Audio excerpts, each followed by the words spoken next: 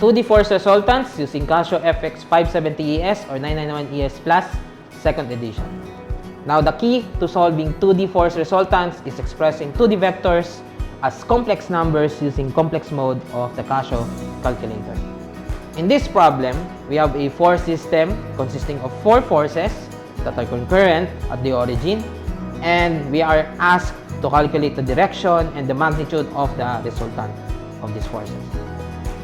But first, let's calculate the value of alpha and beta.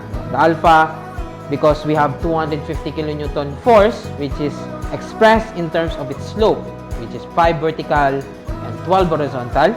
And we have a 360 kilonewton force, which is also expressed as a slope, 3 vertical and 4 horizontal.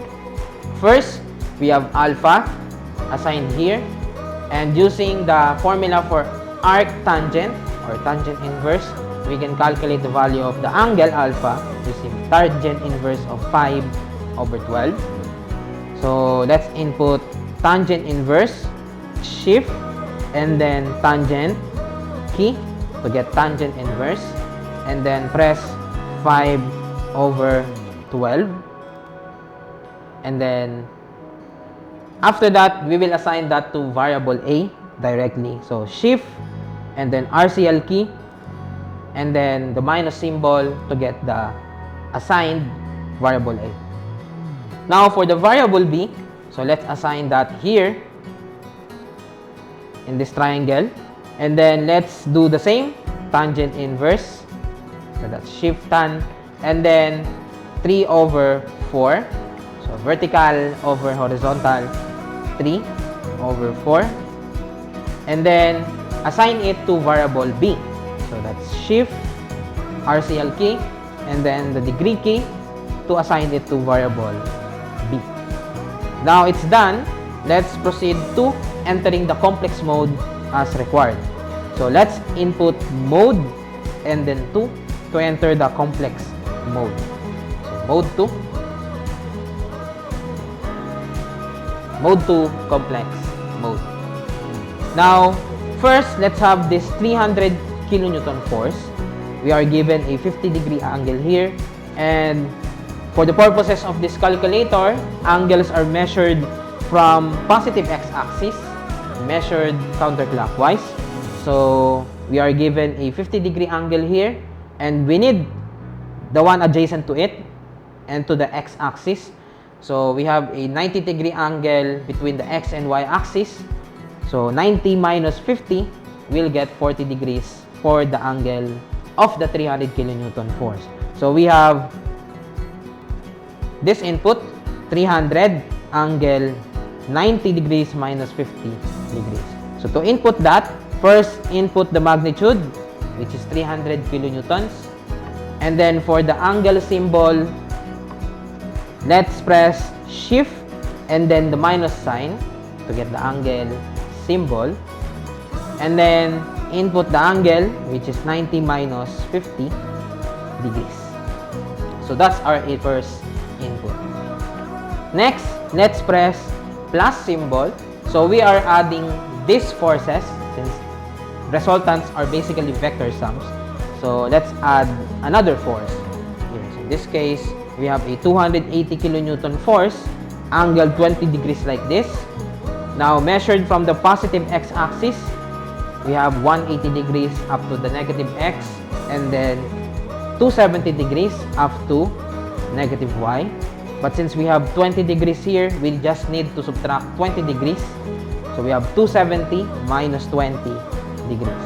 So the input will be 280 for its magnitude. And then the angle symbol, shift minus sign. And then for the angle, we have 270 minus 20 degrees. Next, let's add another force. In this case, we have the 250 kilonewton force. Now, the angle is alpha. And again, measured from the positive x-axis, we have 180 degrees up to negative x-axis. Subtracting that alpha, you will get the required angle for the input. So in this case, we will input 250 for the magnitude, and then shift minus sign for the angle, and then for the angle minus 180 minus alpha. So alpha is assigned to variable A, so alpha and then minus sign to access that variable A. Finally, let's add another force. So in this case, we have a 360 kN force with angle beta. Since this is beta, then that is also beta, so which is useful for calculating the required angle, since one revolution from the positive x-axis is 360 degrees, and we have beta right here, so we just need to subtract beta, so we have 360 degrees minus beta. So the input now is 360 angle negative beta. Now, why is it negative beta instead of 360 minus beta? Now both angles are acceptable because angles are separated by 360 angles. However, negative beta is easier because it's shorter than 360 minus beta.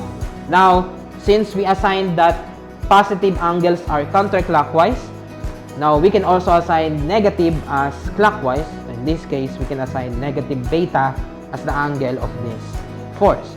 So we have 360 for the magnitude, and then shift and then minus sign for the angle, and then negative beta, so alpha B as the angle of this force.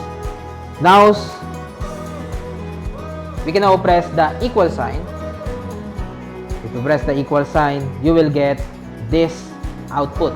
And since the output is cut midway, we can clearly see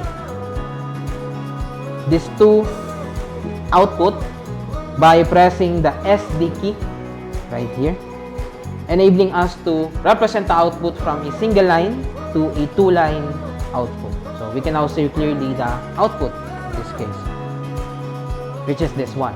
Now, for the context of forces, the real part is the x component of its resultant, and the imaginary part is the y component of its resultant.